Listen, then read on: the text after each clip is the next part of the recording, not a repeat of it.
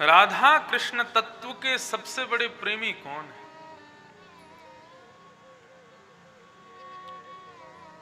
जिनकी छत्र छाया में हम बैठे हैं, भगवान नीलकंठ, शिव। राधा कृपा कटाक्ष स्तोत्र किसने गाया? भगवान शिव ने गाया, पार्वती जी को सुनाया। एक स्तोत्र है, स्तुतियों का राज उसको कहा जाता है, राजा उसको कहा जाता है, वो है शिव महिम्न स्तोत्र। ऐसा कहते हैं कि यदि कोई व्यक्ति पदभ्रष्ट हो गया हो, यदि कोई व्यक्ति अपनी किसी दैवी शक्ति से भ्रष्ट हो गया हो, यदि वो अपनी पद में पुनः स्थित होना चाहता है, पुनः दैवी स्थिति में स्थित होना चाहता है, तो शिव महिम्न स्तोत्र का गान करे।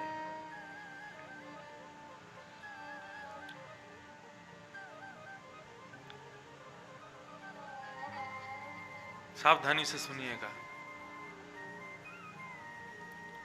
एक बार एक शंकर जी का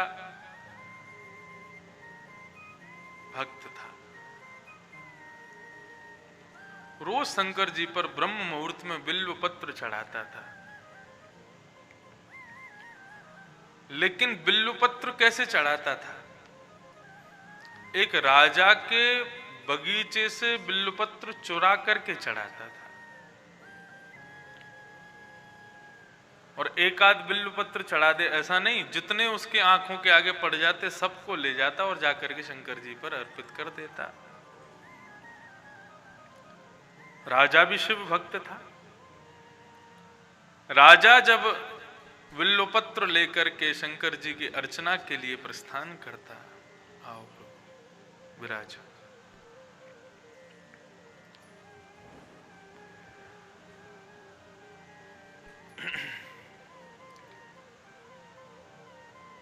राजा जब शंकर जी की अर्चना के लिए बिल्व पत्र लेने के लिए जाता, तो उसको बिल्व पत्र मिल ही नहीं पाते थे, क्योंकि सब तो वो चोर ले जाता था जिसके बट में पहले ही आ जाते थे बिल्व पत्र। एक दिन राजा ने अपने सैनिकों से कहा कि भाई ये रात्रि में कोई आता है, आज मैं शाम को देखता हूं तो बिल्व पत्र का दर्शन होता है, लेकिन सुबह सुबह जैसे ही हम निकलते हैं शंकर जी के यहाँ अर्चन करने के लिए तो बिल्व पत्र कौन ले जाता है? एक सैनिक ने बताया, बोले महाराज एक व्यक्ति आता है और आकर के चोरी करके यहां से ले जाता है। और वह भी ऐसा भक्त था, वो जाकर के शंकर जी पर चढ़ाता और कहता, बोले प्रभु चोरी करता हूं, लेकिन चोरी करके आपको अर्पित करता हूं, इसलिए चोरी नहीं मानी जाएगी। चोरी करते स्वयं भोग करता तो फिर दोष लगता मुझको, लेकिन चोरी करके आपको अर्पित कर दिया, अपने भोग में नहीं लिया, इसलिए मुझे इसका कोई दोष नहीं लगना चाहिए। शंकर जी की आराधना से उसको एक दैवी शक्ति प्राप्त हुई कि वो कभी भी अदृश्य हो जाता था। रात्रि में जब बिल्व पत्र तोड़ने के लिए गया तो आज राजा ने अपने सैनिक खड़े कर दिए। जैसे सैनिकों ने देखा कि ये चोर आ रहा है, बिल्व पत्र तोड़ रहा है, तुरंत अपनी तलवार लेकर के दौड़े और जैसे ही उसको मारने के लिए भागे वो अदृश्य हो गया, गायब हो गया वहां से। अब तो महाराज वो रोज खेलता, सैनिक पूरे मंडली के साथ, पूरी महाराज अपनी मंडली के साथ वहां खड़े हो जाते उसको पकड़ने, लेकिन वो अदृश्य हो जाता रोज। राजा ने अपना ये भाव अपने गुरुजी से कहा, बोले रोज एक व्यक्ति आता है बिल्व पत्र चोरी कर लेता है, उसको पकड़ने को जाओ तो अदृश्य हो जाता है, क्या करूं मैं, मेरी आराधना अधूरी रह जाती है। तो गुरुदेव प्रवचन कर रहे थे और प्रवचन में उन्होंने कहा कि देखो, भगवान के निर्माल्य पर यदि किसी व्यक्ति का गलती से पैर पड़ जाए तो वो व्यक्ति दैवी शक्तियों से भ्रष्ट हो जाता है। केवल मंदिर के परकोटे में ठाकुर जी का निर्माल्य पड़ा है, उस पर चरण रख दिया जाए तो कोई बात नहीं, लेकिन मंदिर के बाहर ठाकुर जी के निर्माल्य पर गलती से भी यदि पैर पड़ गया तो आपके भीतर, जो आपको पता भी नहीं है, कुछ दैवी शक्तियां होती हैं, उन दैवी शक्तियों का सर्वनाश हो जाता है। और ये अद्भुत दैवी शक्ति लगभग सब में होती है, जिसको आप एक प्रकार से इंट्यूशन भी कह सकते हैं। मुझे पहले से आभास हो जाता है ऐसा कुछ होने, वो आभास भी एक दैवी शक्ति है। मां को अपने पुत्र के विपत्ति का आभास हो जाता है।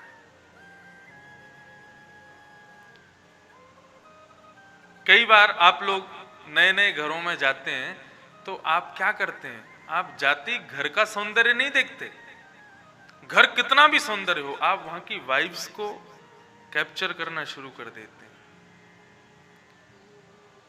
हम दुनिया भर के घरों में जाते हैं, करोड़पतियों के घरों में भी जाते हैं और छोटी सी झोंपड़ी में भी जाते हैं। बड़े बड़े घरों में लाखों करोड़ों की सामान महाराज केवल 100 पीस में रखे हैं, लेकिन वहां की वाइब्स अच्छी नहीं होती, वहां के वातावरण ऐसा नहीं होता कि हम बैठे। ये एक दैवी शक्ति है जो हमें बताती है कि यहां पर ये तुम्हारे लायक स्थान नहीं है, यहां से चलो। और कई छोटे छोटे स्थान ऐसे होते हैं, वहां जाकर के भी मन करता है कि यहां पर पूरा जीवन व्यतीत कर देंगे हम। क्यों? वहां की वाइब्स ऐसी हैं कि हम वहां रह सकते हैं। वहां भले ही व्यवस्थाएं इतनी नहीं है, अव्यवस्थाएं हैं, लेकिन फिर भी हमको आत्म सुख की प्राप्ति वहां हो रही है। ये दैवी शक्ति है।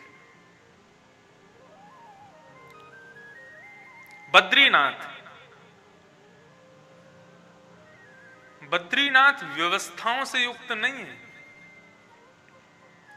लेकिन सकारात्मक ऊर्जा से भरपूर है बद्रीनाथ। वहां पर आपको व्यवस्थाओं में कटौती मिलेगी, आपको गीजर टाइम पे नहीं मिलेगा, गर्म पानी टाइम पे नहीं मिलेगा, भोजन प्रसाद आदि ये सब कुछ ऐसा नहीं मिलेगा जैसा यहाँ प्राप्त हो रहा है।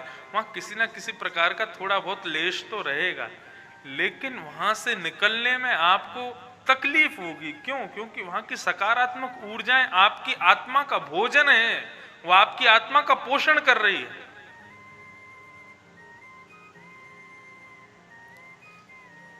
इस स्थान की जो ऊर्जा है वो हमारी आत्मा का भोजन है। हम शहरों में रहते हैं, वहां शरीर को भोजन मिलता है, लेकिन आत्मा को तृप्ति नहीं मिलती। आत्मा स्वयं अपने भोजन की तरफ अग्रसित होती है। ये दैवी शक्ति है।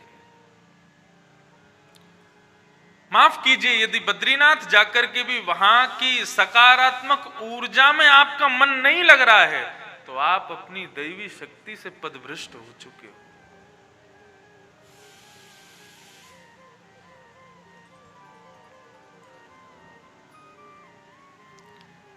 राजा को कहा कि अगर निर्माल्य मतलब ठाकुर जी पर चढ़ा हुआ पुष्प, ठाकुर जी पर चढ़ा हुआ बिल्वपत्र, तुलसी, जो ठाकुर जी को अर्पित हो चुका है, अर्पण होने के बाद में वो आपको प्रसाद रूप में मिला, वो निर्माल्य यदि उस पर आपने चरण रख दिया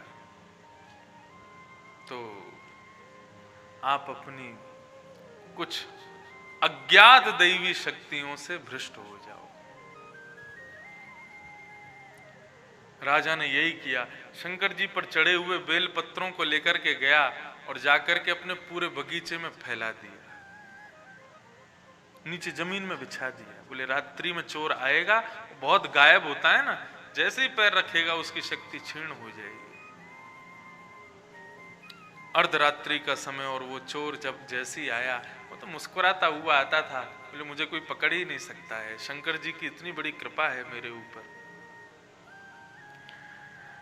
रात्रि में मुस्कुराता हुआ प्रवेश करता है। लेकिन आज समस्त सैनिक कह रहे हैं, बोले आज इसको प्रेम से चोरी करने दो, क्योंकि आज तो ये गायब हो नहीं पाएगा।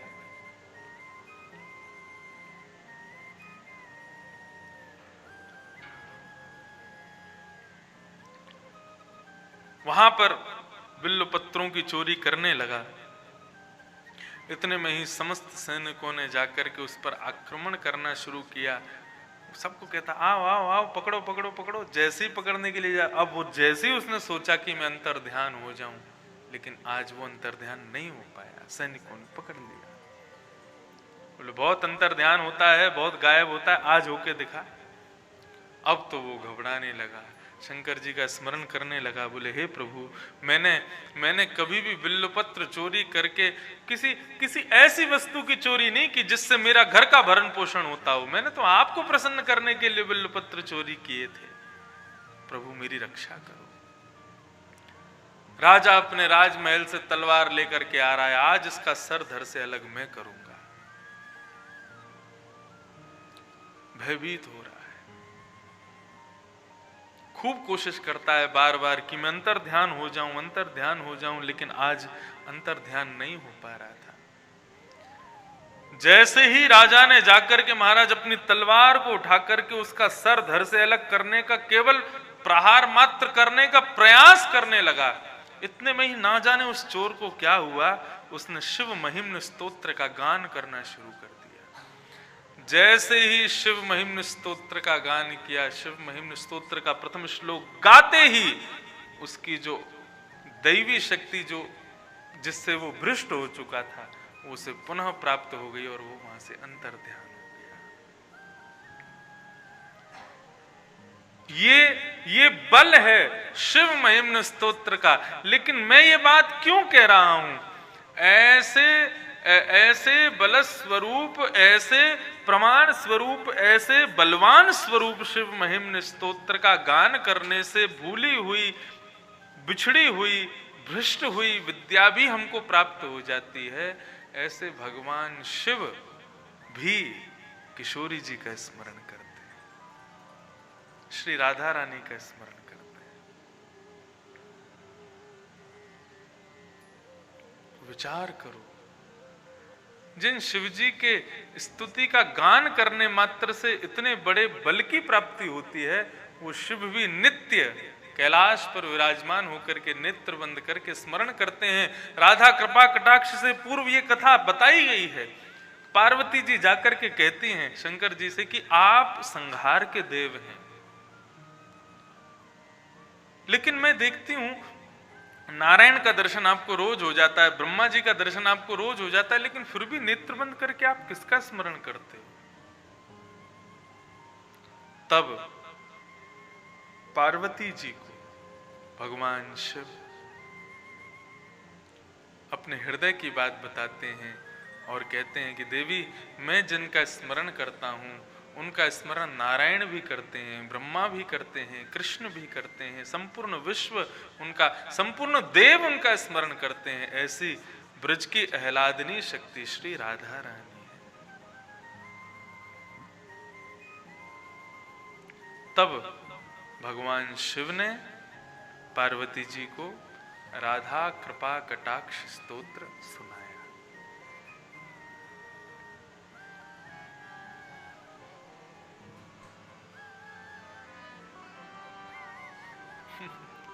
ये गीत गोविंद का स्वर।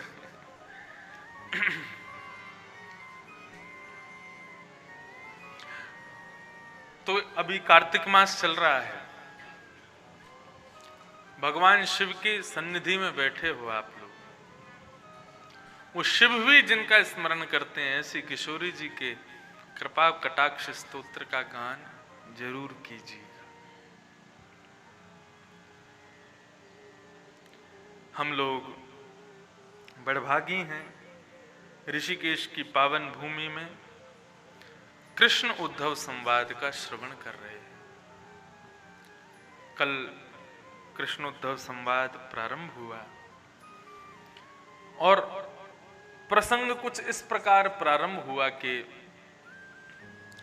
उद्धव ने भगवान के चरणों में प्रार्थना करते हुए कहा, त्यागोयम दुष्करो भूमन् कामानां विषयात्मभिः सुतरां त्वयि सर्वमाश्रितम् पतैरेति मे मति।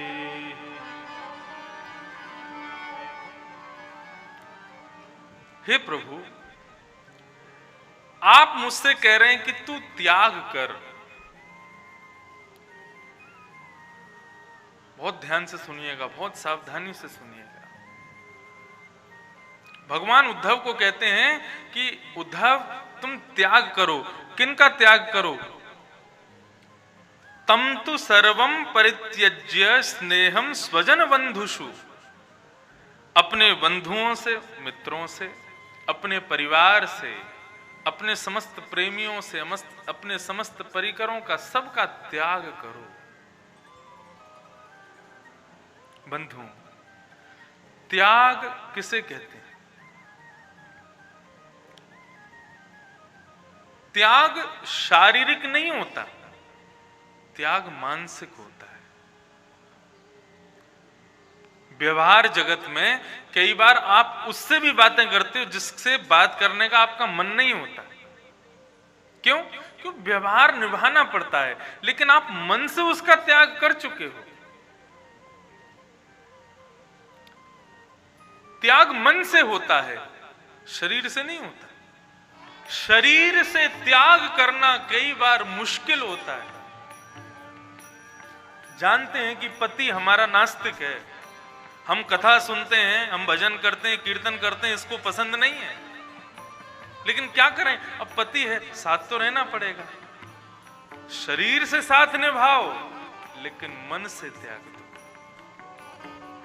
किसी व्यक्ति ने मेरी पिछली किसी कथा में इस विषय पर प्रश्न उठाया, बोले इंद्रेश जी आप तो बहुत गलत बात कह रहे हैं। बोले शरीर से मतलब व्यवहार में तो आप झूठ ही कर रहे हो ना। फिर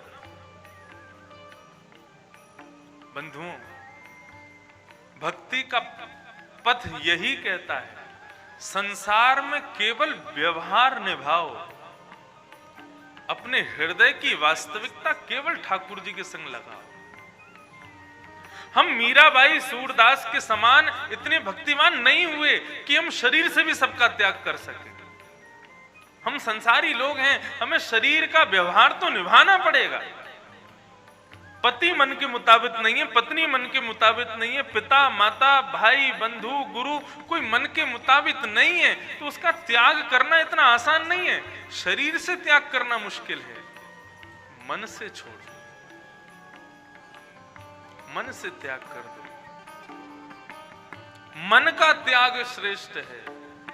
इसलिए भैया आज मेरी एक बात सुन लीजिए, जीवन में कभी किसी का सत्संग के प्रति रुझान ना बन रहा हो, उसको जबरदस्ती मत करना कि तू सत्संग कर, तू भजन कर, तू कीर्तन कर।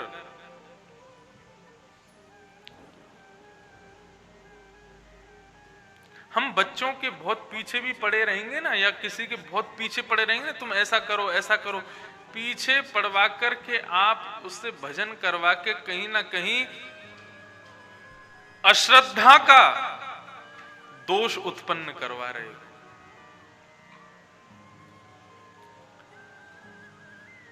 हमारे यश भैया हैं, इनके माता पिता इनको नहीं कहते कि तुम कथा सुनो या तुम कोई तीर्थ यात्रा करो या तुम वहां करो या ऐसा करो वैसा करो। मुझे तो लगता है ये माता पिता को कहते होंगे कि वहां कथा सुननी है, वहां ऐसे करना है, वहां भजन करना है, वहां कीर्तन करना है। भगवत प्रीति किसी के जगाने से जगे ये बहुत कम होता है, वो स्वतः जगती है। किसी के सुंदर रूप को देख करके, सीधी बात करी जाए ना, इसमें छुपाने वाली क्या बात है। किसी का सुंदर रूप देख करके यदि उसके प्रति आकर्षण जग रहा है, वो वास्तविकता मानी जाएगी, या कोई तुमको आकर के कहे देख तो सही वो कितनी सुंदर है, उसको उससे प्रेम कर, उसके प्रति आकर्षित हो जा, उसके प्रति मोह तेरे अंदर प्रकट हो जाए, किसी के कहने से नहीं होगा। किसी को देख करके स्वतः प्रकट हो जाए, वो वास्तविकता है। ठीक उसी प्रकार ठाकुर जी के प्रति भक्ति किसी के बहुत फोर्स करने से यदि आप करते हो तो उसमें अश्रद्धा की गंध आती है। और अश्रद्धा श्रद्धा विहरितम यज्ञम तामसम परिचिक्षते। यदि अश्रद्धा से भक्ति की जाती है तो वो तामसी हो जाती है। उससे बढ़िया तो मत करो।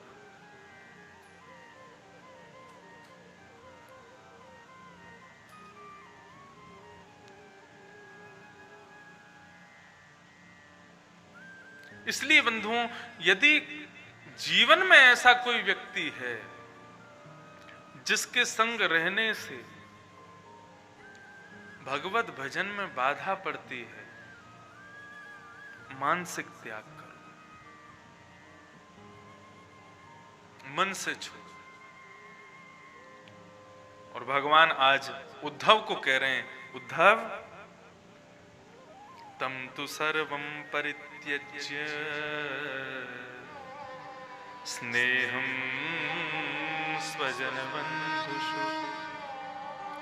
सबको छोड़ो, भाई नाही बंधु नाही कुटुंब कबीला नाही। श्री मलुकदास जी महाराज कहते हैं, ऐसो कोई मित्र नाही जासो प्रीत रे।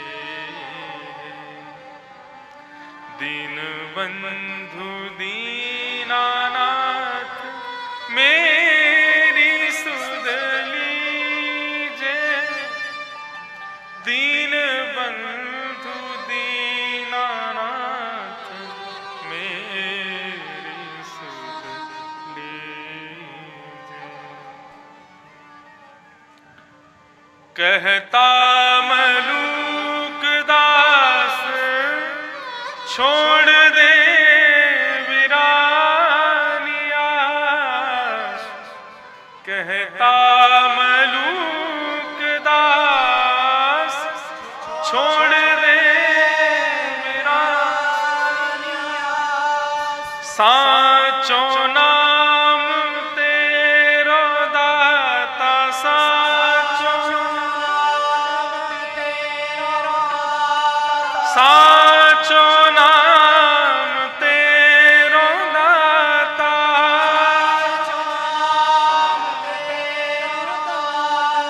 और किसको लीजे दीन बंधु दीनानाथ मेरी सुध लीजे।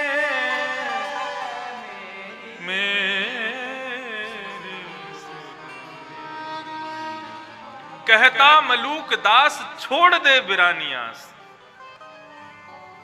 Expectations always hertz.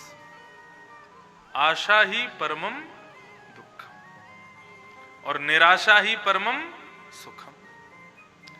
इसलिए आशा संसार से करो ही मत। ना बेटा से, ना बेटी से, ना बहू से, ना पति से, ना मां से, ना पिता से, किसी से आशा मत रखो। आशा केवल एक से रखो, ठाकुर जी से करो। छोड़ दे वीरानी आस सांचो नाम तेरो दाता। केवल आप ही सच्चे हो। आप तो सच्चे क्या, आपका नाम भी सच्चा है। और किसको लीजिए। इसलिए सब तज हरि भज। ठाकुर जी आज उद्धव को कह रहे हैं त्याग कर। उद्धव कहने लगा महाराज बहुत दुष्कर है त्याग करना। तो भगवान बोले आ गई समझ में, त्याग करना दुष्कर है। वहां ब्रज में जाके तो बड़े कह रहे थे गोपियों को भगवान को छोड़ दो, उनको भूल जाओ। यशोदा मैया को समझा रहे थे कि मैया तुम जिसको अपना बेटा कहती हो वो किसी का बेटा नहीं होता। उसकी आंख नहीं है, कान नहीं है, मुंह नहीं है, हाथ नहीं है, पैर नहीं है। वो बिना पैर के चलता है, बिना आंख के देखता है, बिना कान के सुनता है। वो परब्रह्म है, वो निर्गुण निराकार है। ना जाने कितनी बड़ी बड़ी ज्ञान की चर्चाएं कर रहे थे और गोपियों को कह रहे थे कि तुम भूल जाओ उनको। आज जब खुद को त्याग करने की बात आई तो कह रहे हो त्यागो यम दुष्करम। त्याग दुष्कर हो गया तुम्हारे लिए। उद्धव के हाथ पांव कांपे। बोले महाराज अब आप मुझे समझाओ, मैं क्या करूं। भगवान बोले सामने बैठ जाओ और चुपचाप मेरी बात सुन। और यहां से उद्धव कृष्ण संवाद शुरू होता है। पहली बात भगवान क्या कहते हैं, आहा अद्भुत बात। आत्मनो गुरुरात्मैव पुरुषस्य विशेषतः यत् प्रत्यक्षानुमानाभ्याम्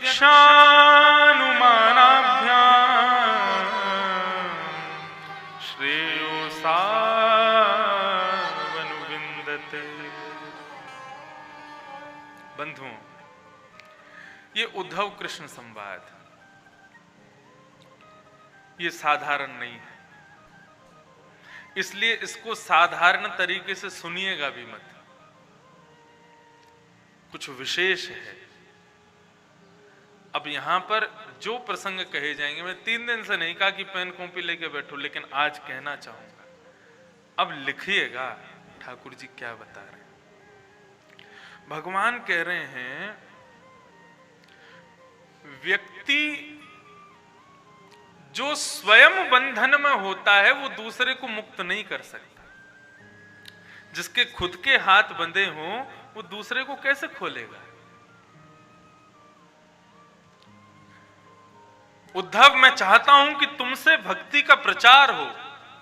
मेरे बाद, इस यदुवंश के संहार के बाद तुम भक्ति का प्रचार प्रसार करते हुए बद्रिकाश्रम को जाओ, लेकिन अभी तुम खुद ही बंधन में हो। जब तक तुम मुक्त नहीं होगे तो दूसरों को मुक्त कैसे करोगे। भगवान यहां गुरु दीक्षा लेने से पूर्व, किसी को अपनी गुरु पदवी पर बिठाने से पूर्व मानव को क्या करना चाहिए वो बता रहे हैं। भगवान कह रहे हैं आत्मनो गुरुरात्मैव। किसी को गुरु बनाने से पूर्व सबसे पहले खुद को गुरु बनाओ। ये बहुत जानने योग्य बात है।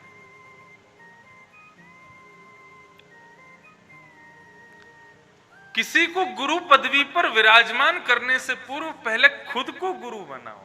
आत्मैव गुरु, मेरी आत्मा ही मेरा गुरु है। उद्धव ने कहा वो कैसे संभव होगा, मैं खुद को गुरु कैसे बनाऊं। तब भगवान ने 2 उपाय बताए। बोले प्रत्यक्षानु अनुमानाभ्याम।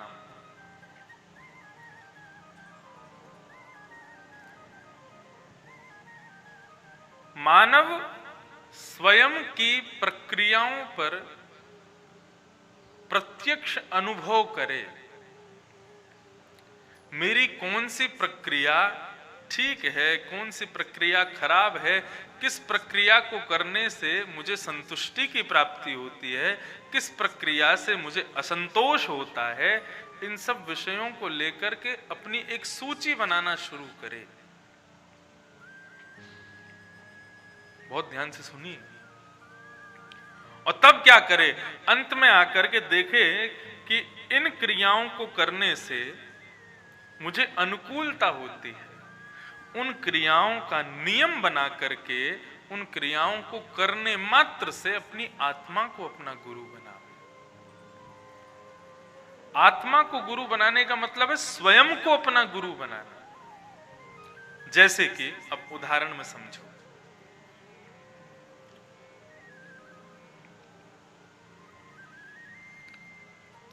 रात्रि में सोना ये हमारे शरीर की, हमारी आत्मा की एक बड़ी विशेषतम जरूरत होती है। लेकिन एक समय निर्धारित करते हुए अपने शरीर को शयन मुद्रा में ले जाना, ये उस शरीर की आज्ञा का पालन करना है। यानी कि शरीर को गुरु मान करके उसकी आज्ञा हमने मान ली। जैसे कि आपने एक समय बना लिया, क्या 10:30 बजे सो जाऊंगा चाहे दुनिया में प्रलय आ जाए। आप 10:30 बजे अपने शयन कक्ष में पहुंच गए, जाकर के शयन कर लिया, तो इसका मतलब क्या है कि आपने अपने गुरु रूपी शरीर की आज्ञा का पालन करते हुए उसको शयन कराया। दूसरा नियम आपने बनाया, प्रातःकाल भोर में उठ करके सूर्य उदय से पहले मैं भ्रमण करके स्नान आदि करके सूर्य उदय होंगे उससे पहले हाथ जोड़ करके सूर्य को नमस्कार करूंगा, उनका स्वागत करूंगा। ये हमारी शास्त्रीय विधि है। अब हो नहीं पाती वो बात अलग है। एक तो यहाँ रात में लेट बहुत हो जाते सोने में, दूसरी बात फिर ऐसा मौसम है कि महाराज रजाई छोड़ने का मन नहीं करता सवेरे। लेकिन वास्तविकता यही है, यहीं पर तो हम अपने शिष्य पद से भ्रष्ट हो जाते हैं।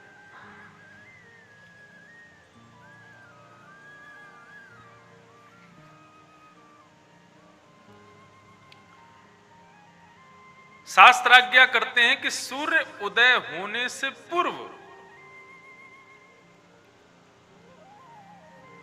मानव सूर्य की प्रतीक्षा में खड़ा हो जाए।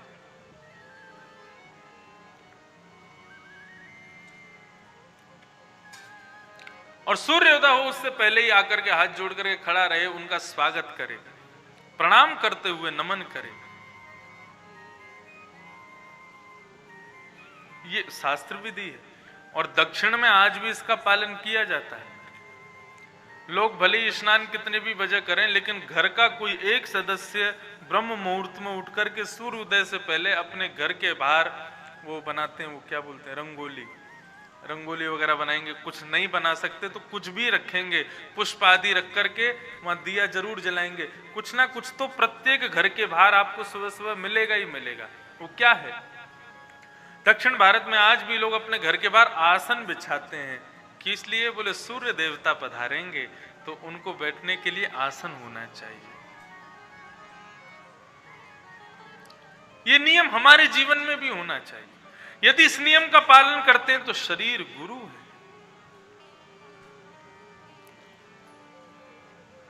तो भगवान कह रहे हैं सबसे पहले अपने आप को ही गुरु बना करके पहले खुद मुक्त हो जाओ,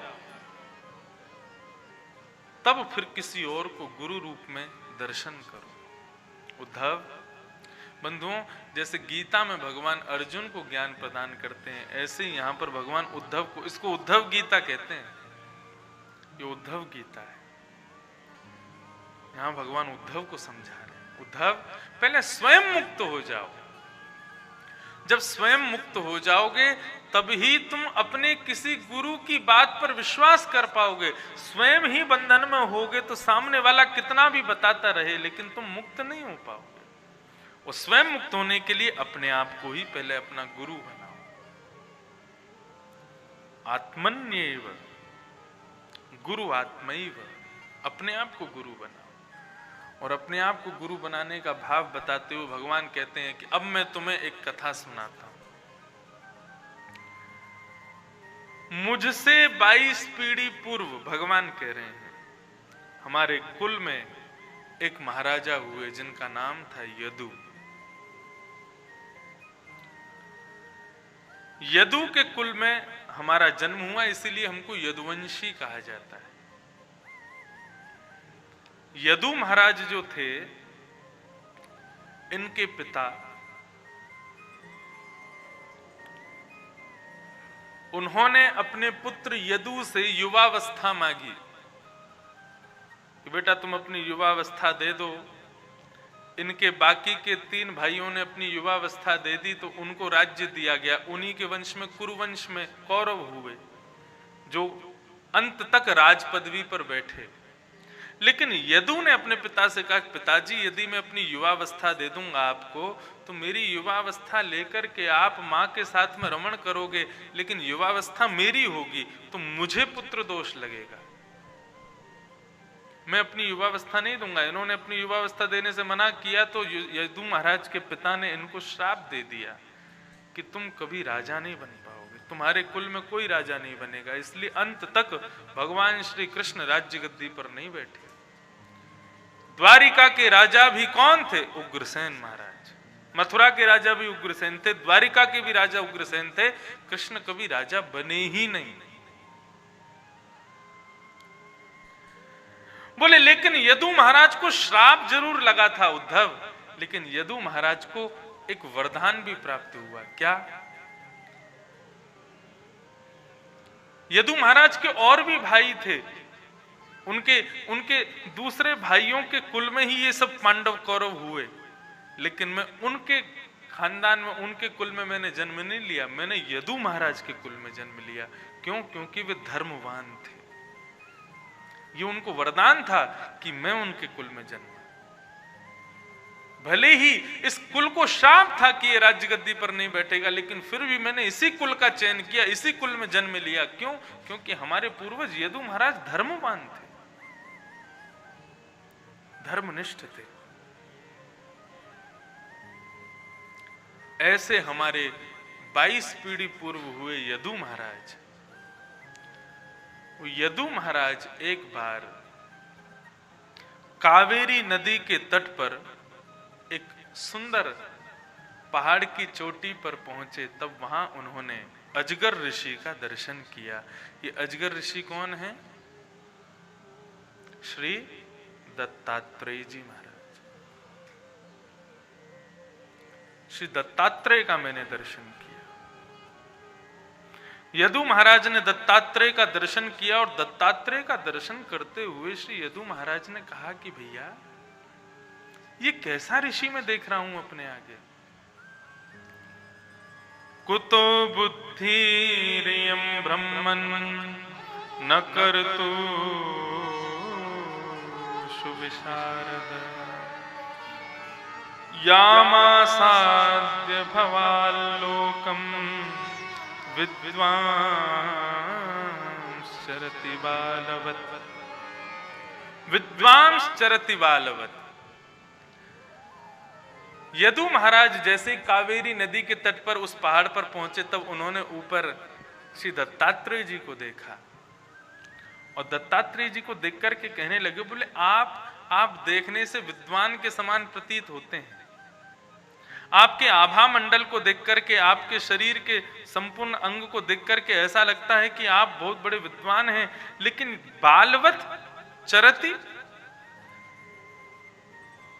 बाल शब्द के दो अर्थ होते हैं। बाल शब्द का एक अर्थ बालक होता है, दूसरा अर्थ मूर्ख होता है। आप विद्वान होते हुए बालवत चरति, इस प्रकार से धूल मिट्टी में लिपे बैठे हो, तुम्हारे वस्त्र कहीं पर पड़े हुए। कल मैंने बताया था ना, दत्तात्रेय देहाभिमान से शून्य है। धूल मिट्टी में संलिप्त पड़े हो, वस्त्र अस्त व्यस्त हो रहे हैं, माथे पर तिलक भी कुछ अलग प्रकार का लगा हुआ है। ये इस प्रकार विद्वान होते हुए भी तुम बालवत क्यों हो? कुछ करते क्यों नहीं हो? अरे युवान हो आप। प्रायो धर्मार्थ कामेषु विवित्सायां च मानवा। धर्म, अर्थ और काम, इन तीन चीजों में लोग संलिप्त हैं, लेकिन तुम इनसे कैसे बचे हुए हो, मुझे बताओ। बहुत ध्यान से सुनिएगा। श्री यदु महाराज दत्तात्रेय से संवाद कर रहे हैं। इसी के उत्तर में श्री दत्तात्रेय जी फिर 24 गुरुओं का वर्णन करेंगे। मैं ये जानना चाहता हूं कि आप धर्म, अर्थ, काम से स्वयं को कैसे बचा करके बैठे हो, क्योंकि उससे बचना तो असंभव है। लेकिन युवावस्था होते हुए भी आपने अपने आप को उससे कैसे मुक्त कर रखा है, मुझे बताइए।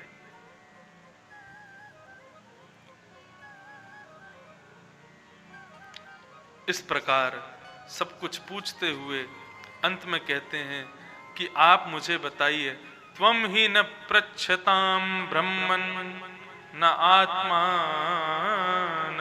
कारणम ब्रूहि स्पर्श विहीनस्य भवतः केवलात्मना। हे ब्रह्मन, मुझे बताइए, आपको किसी स्पर्श की इच्छा क्यों नहीं होती? आपको काम की इच्छा क्यों नहीं है? आपको धर्म की इच्छा क्यों नहीं है? आप इस प्रकार इतने भयावह युग में रहते हुए इन सब से बच कैसे रहे हो, मुझे बताइए। मतलब सीधी प्रकार से बात समझी जाए तो यदु महाराज उनसे पूछना चाह रहे हैं कि आपके अंदर इतना त्याग आ कैसे गया, इस त्याग को लाने का कारण क्या है? क्योंकि विद्वान तो मैंने बहुत देखे हैं, विद्वान होते हुए भी त्याग नहीं आ पाता, लेकिन आपके भीतर त्याग कैसे आया, मैं ये आपसे पूछना चाहता हूं। क्योंकि उद्धव त्याग नहीं कर पा रहा ना, इसलिए भगवान ये कथा सुना रहे हैं। भगवान कहते हैं यदु महाराज के भाव को सुन करके दत्तात्रेय उठ करके बैठे और श्री दत्तात्रेय जी महाराज यदु महाराज के प्रसंग को सुनते हुए कहते हैं, राजन मैं तुम्हें कुछ बताना चाहता हूं।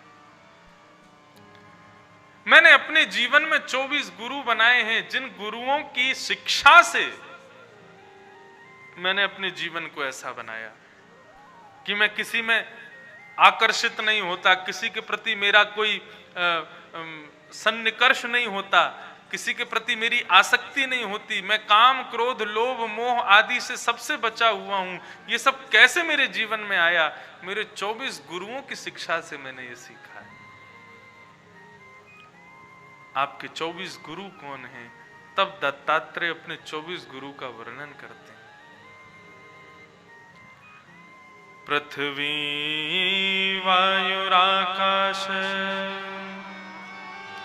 आपो अग्निश्चंद्रमा रवि कपोतो जगर सिंधु पतंगो मधुकृत गज।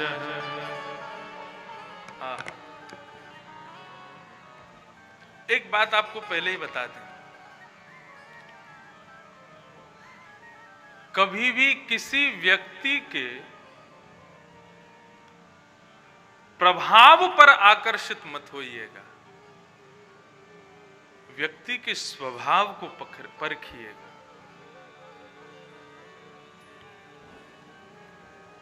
गंगा जी के यदि प्रभाव को आप देखना चाहोगे तो 2013 में गंगा जी ने अपना प्रभाव दिखाया था, और उस प्रभाव का कारण क्या हुआ ये आज तक सब लोग जानते हैं। किसी के प्रभाव पर आकृष्ट मत होइएगा, क्योंकि प्रभाव किसी का भी कैसा भी हो सकता है।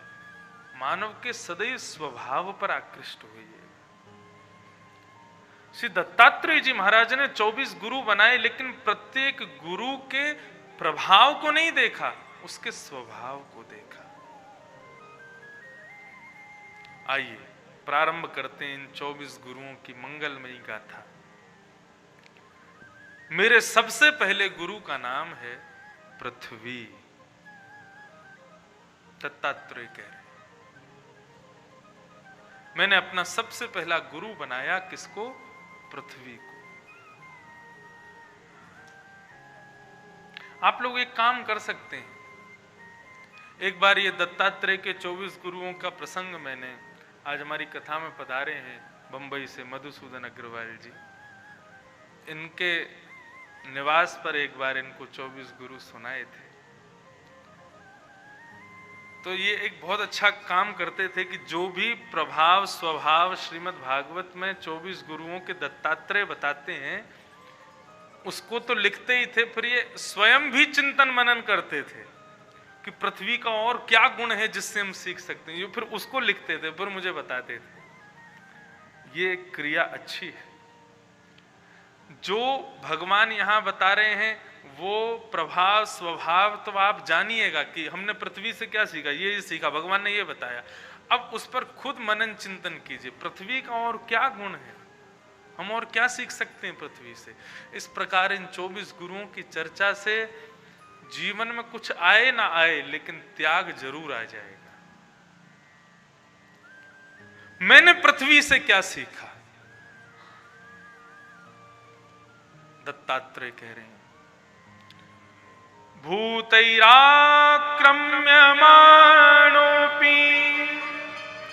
धीरो दैववशानुगैः तत् विद्वान् चलेन्मार्गात्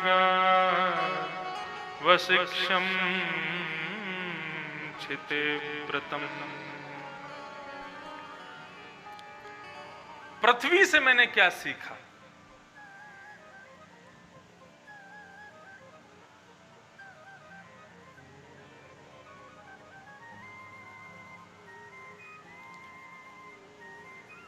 पृथ्वी को यहां पे स्पष्ट लिखा है,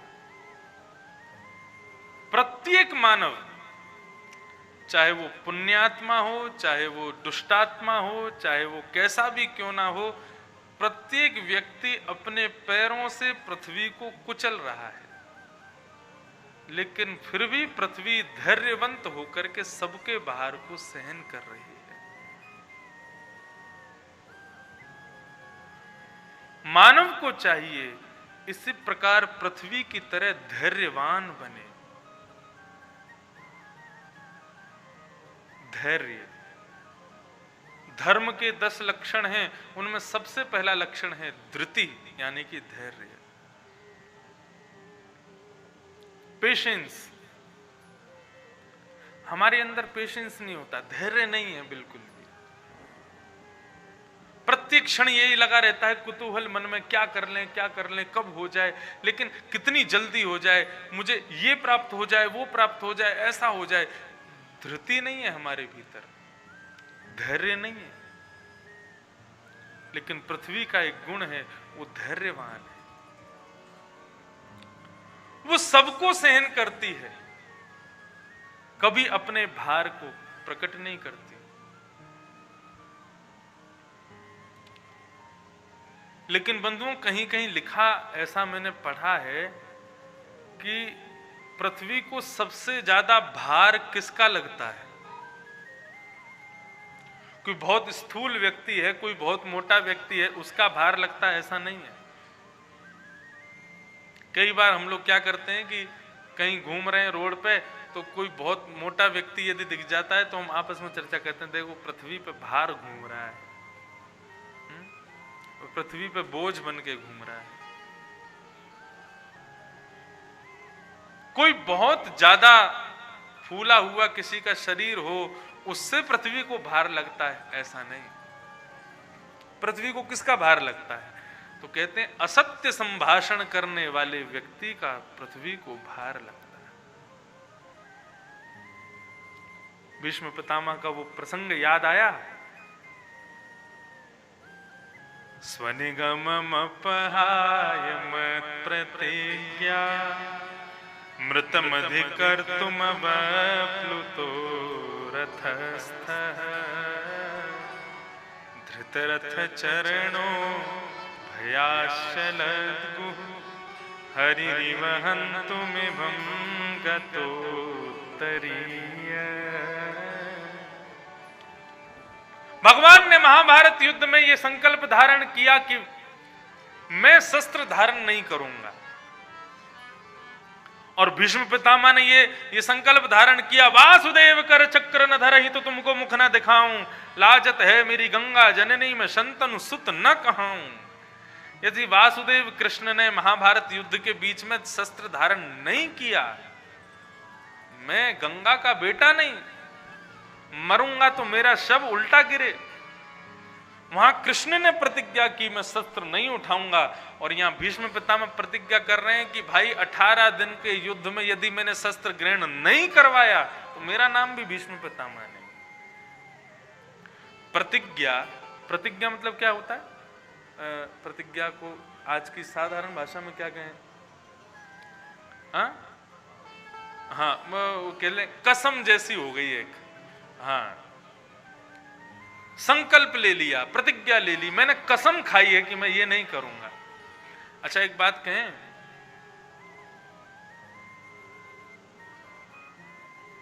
ब्राह्मण यदि कसम खा ले तो भगवान की जिम्मेवारी होती है पूरा करवाना।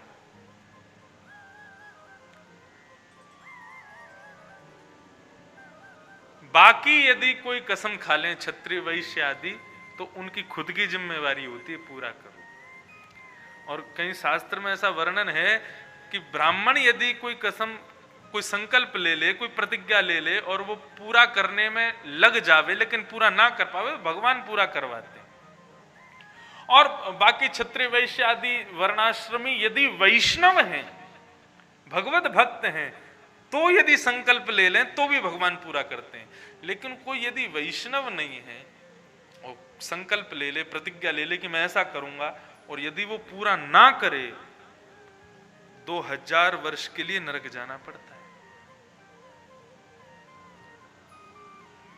भगवान कृष्ण ने संकल्प लिया, और क्षत्रियों के लिए तो विशेष बताया गया, यदि क्षत्रिय संकल्प पूर्ण नहीं करता, क्योंकि ये विषय पता कहां आता है, जब वामन भगवान को 3 पग जमीन देने का वरदान दिया बलि ने, और भगवान 3 पग जमीन का वरदान लेते ही विराट रूप में आ गए, 2 पैरों से तीनों लोक नाप लिए, तीसरा पैर देने को बलि के पास कुछ बचा नहीं, तो भगवान बोले तीसरा पग दे, नहीं तो नरक जाना पड़ेगा।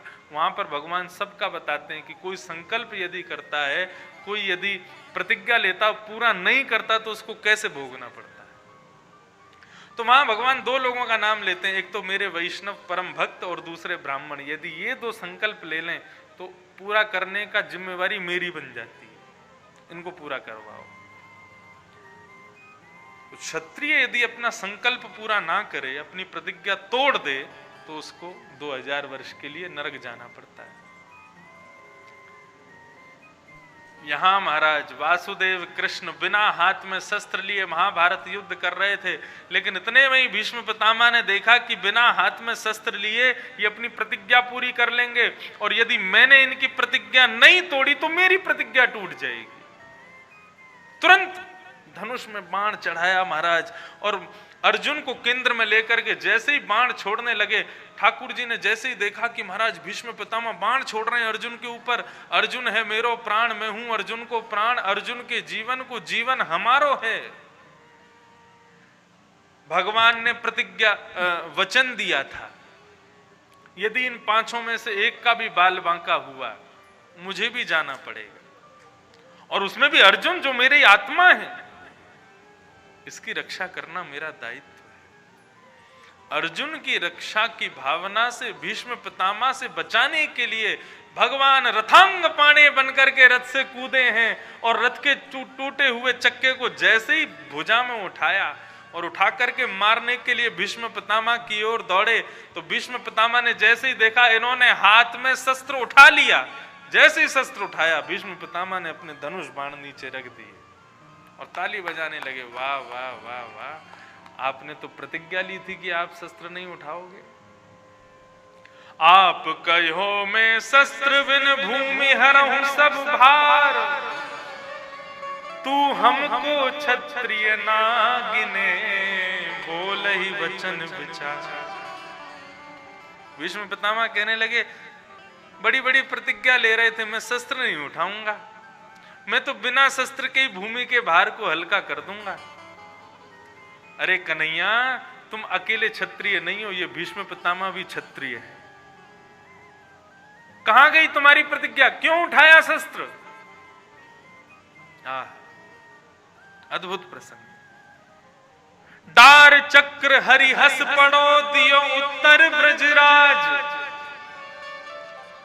चक्का दूर फेंका और जोर से हंसने लगे ठाकुर जी। डार चक्र हरि हस पड़ो, दियो उत्तर ब्रजराज। उत्तर दे रहे हैं, मैं तजी प्रतिज्ञा मोरी, मैंने अपनी प्रतिज्ञा तोड़ी। क्यों?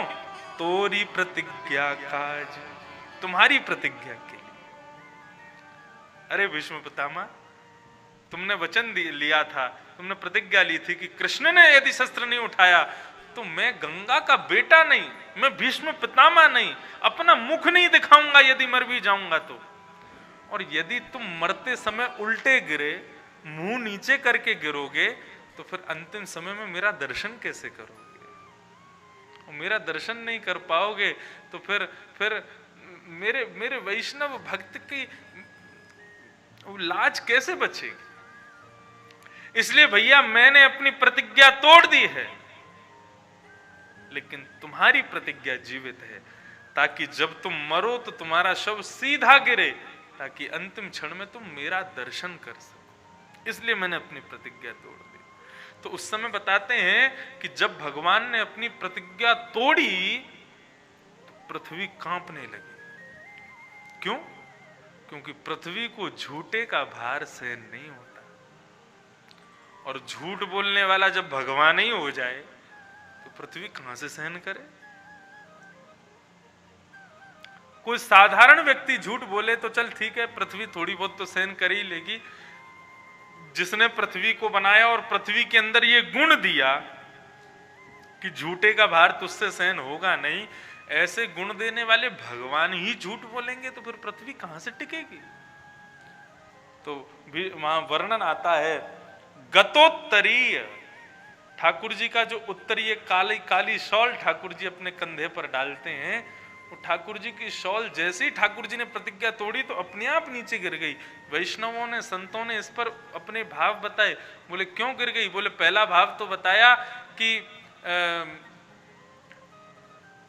पृथ्वी बोली कि भैया ऐसे झूठे हमारे पतिदेव हैं, भगवान की पत्नी है ना भूदेवी, यही सत्यभामा बनकर के आती है, भूमि है, तो झूठे पति को देख करके लज्जा में आकर के, शर्म के मारे पृथ्वी उन्हीं का पटका खींच के अपना मुख ढक लेती है। राम राम राम, आज हम लज्जावंत हो गए ऐसे झूठे पति को पाके। लेकिन दूसरे संत ने कहा, बोले भैया इतनी लज्जा तो नहीं हुई होगी पृथ्वी को। बोले क्या हुआ फिर? बोले जैसे ही भगवान ने अपनी प्रतिज्ञा तोड़ी तो पृथ्वी कांपने लगी। बोले झूठ बोलने वाले भगवान की प्रतिज्ञा टूट गई है, आज भगवान झूठ बोल रहे हैं तो पृथ्वी कांपने लगी, तो भगवान ने ही अपना उत्तरीय गिरा दिया। बोले तू चिंता क्यों करती है, समझ जा, हम झूठ इसलिए बोल रहे हैं ताकि हमारे भक्त की लाज बच जाए। प्रबल प्रेम के पाले पड़कर हरि को नियम बदलते देखा, अपना मान टले टल जाए, पर भक्त का मान न टलते देखा। अपना मान तले टल जाए, पर भक्त का मान न टलते देखा। अपने भक्त का मान ठाकुर जी नहीं देख सकते कि वो टले। तो पृथ्वी सबको सहन करती है, लेकिन झूठे व्यक्ति का भार सहन नहीं हो पाता।